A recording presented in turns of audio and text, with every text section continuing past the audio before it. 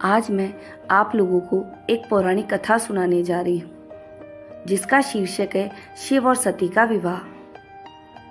दक्ष प्रजापति की कई पुत्रियां थी। सभी पुत्रियां गुणवती थी। फिर भी दक्ष के मन में संतोष नहीं था। वे चाहते थे उनके घर में एक ऐसी पुत्री का जन्म हो जो सर्वशक्ति संपन्न हो एवं सर्व विजयिनी हो, जिसके कारण दक्ष एक ऐसी ही पुत्री के लिए तप करने लगे।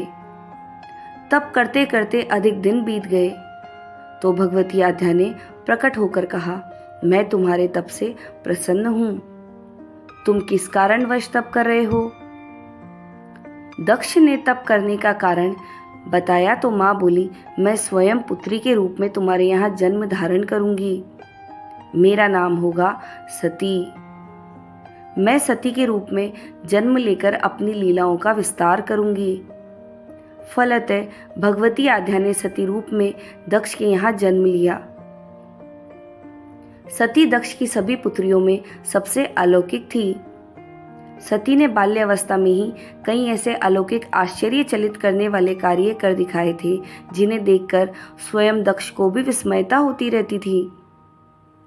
जब सती विवाह योग्य हो गई तो दक्ष को उनके लिए वर की चिंता होने लगी। उन्होंने ब्रह्मा जी से इस विषय में परामर्श किया। ब्रह्मा जी ने कहा, सती आद्या का अवतार है।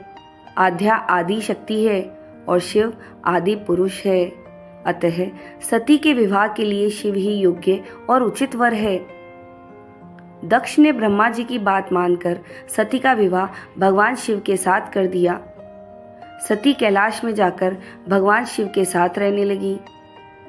भगवान शिव दक्ष के दामाद थे, किंतु एक ऐसी घटना घटित हो गई जिसके कारण दक्ष के हृदय में भगवान शिव के प्रति बैर और विरोध भाव पैदा हो गया।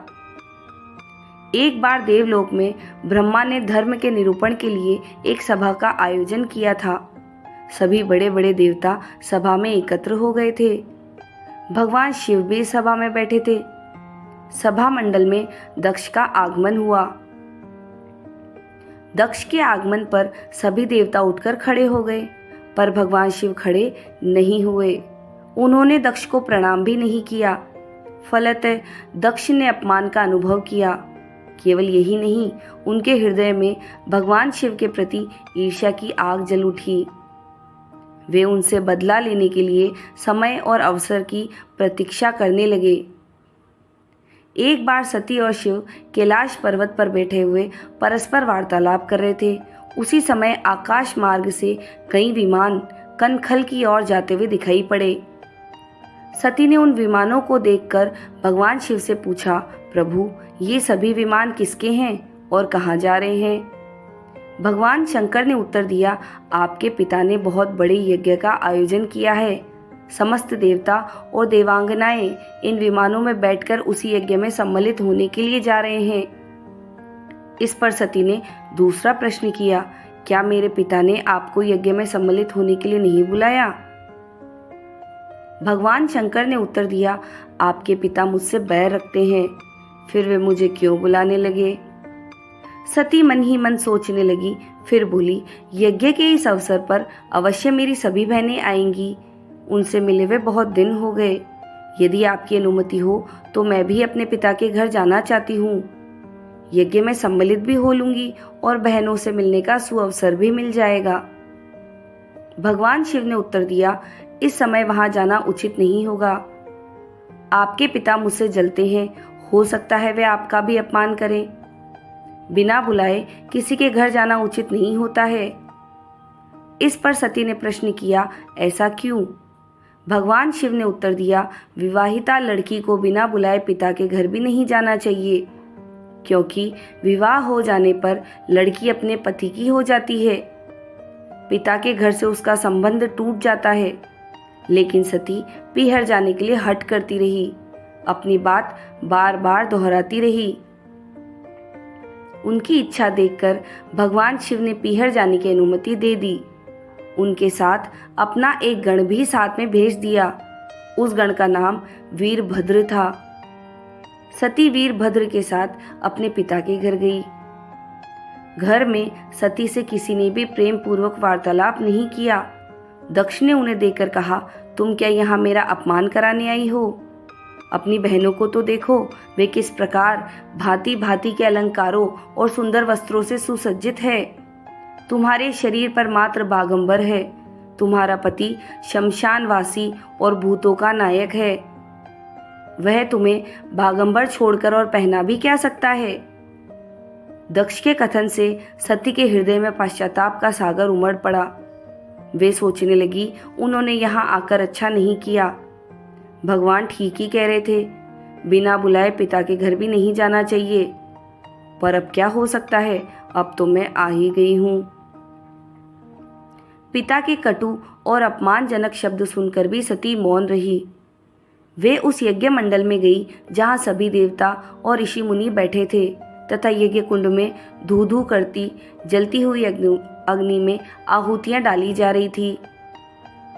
सती ने यज्ञ मंडप में सभी देवताओं के तो भाग देखे, किंतु भगवान शिव का भाग नहीं देखा।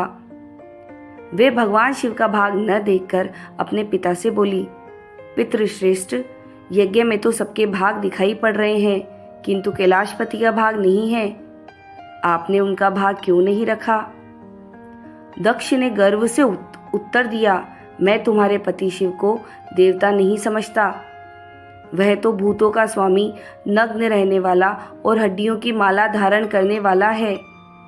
वह देवताओं की पंक्ति में बैठने योग्य नहीं है, उसे कौन भाग देगा? सती के नेत्र लाल हो उठे, उनकी भौहें कुटिल हो गई। उनका मुखमंडल प्रलय के सूर्य की भांति तेजोद्दीप्त हो उठा। उन्होंने पीड़ा से तिल मिलाते हुए कहा, ओह, मैं इन शब्दों को कैसे सुन रही हूँ, मुझे धिक्कार है। देवताओं, तुम्हें भी धिक्कार है। तुम भी उन कैलाशपति के लिए इन शब्दों को कैसे सुन रहे हो, जो मंगल के प्रतीक है और जो क्षण मात्र में संपूर्ण सृष्टि को नष्ट करने की शक्ति रखते हैं। वे मेरे स्वामी हैं। नारी के लिए उसका पति ही स्वर्ग होता है। जो नारी अपने पति के लिए अपमानजनक शब्दों को सुनती है, उसे नरक में जाना पड़ता है। पृथ्वी सुनो, आकाश सुनो, और देवताओं तुम भी सुनो। मेरे पिता ने मेरे स्वामी का अपमान किया है। मैं अब एक क्षण भर भी जीवित नहीं रहना चाहती। सती अपने कथन को समाप्त करती हुई यज्ञ के कुंड में कूद पड़ी। जलती हुई आहुतियों के साथ उनका शरीर भी जलने लगा। यज्ञ मंडप में खलबली पैदा हो गई, हाहाकार मच गया। देवता उठकर खड़े हो गए। वीरभद्र क्रोध से कांप उठे। वे उछल उछल कर यज्ञ का विध्वंस करने लगे। यज्ञ मंडप में भगदड़ मच गई। देवता और ऋषि मुनि भाग खड़े हुए। वीरभद्र ने देखते ही देखते दक्ष का मस्तक काटकर फेंक दिया। समाचार भगवान शिव के कानों में भी पड़ा। वे प्रचंड आंधी के भांति कनखल में जा पहुंचे। सती के जले हुए शरीर को देखकर भगवान शिव अपने आप को भूल गए। सती के प्रेम और उनकी भक्ति ने शंकर के मन को व्याकुल कर दिया। उन शंकर के मन को व्याकुल कर दिया जिन्होंने काम पर भी विजय प्राप्त की थी और जो सारी सृष्टि को नष्ट करने की क्षमता रखते थे। वे सती के प्रेम में खो गए, बेसुध हो गए। भगवान शिव ने उन्मत्त की भांति सती के जले हुए शरीर को कंधे पर रख लिया। वे सभी दिशाओं में भ्रमण करने लगे। शिव और सती के इस अलौकिक प्रेम को देखकर पृथ्वी रुक गई, हवा रुक गई, जल का प्रवाह ठहर गया और रुक गई देवताओं की सांसें। सृष्टि व्याकुल हो उठी। सृष्टि के प्राणी पुकारने लगे, पाही माम भयानक संकट उपस्थित देखकर सृष्टि के पालक भगवान विष्णु आगे बढ़े। वे भगवान शिव की बेसुधी में अपने चक्र से सती के एक एक अंग को काटकर गिराने लगे। धरती पर 51 स्थानों में सती के अंग कट कट कर गिरे। जब सती के सारे अंग कट कर गिर गए तो भगवान शिव पुनः अपने आप में आए। जब वे अपने आप में आए तो पुनः सृष्टि के सारे कार्य चलने लगे। धरती पर जिन 51 स्थानों में सती के अंग कट कट कर गिरे थे, वे ही स्थान आज शक्ति के पीठ स्थान माने जाते हैं। आज भी उन स्थानों का स्थानों में सती का पूजन होता है, उपासना होती है। धन्यवाद।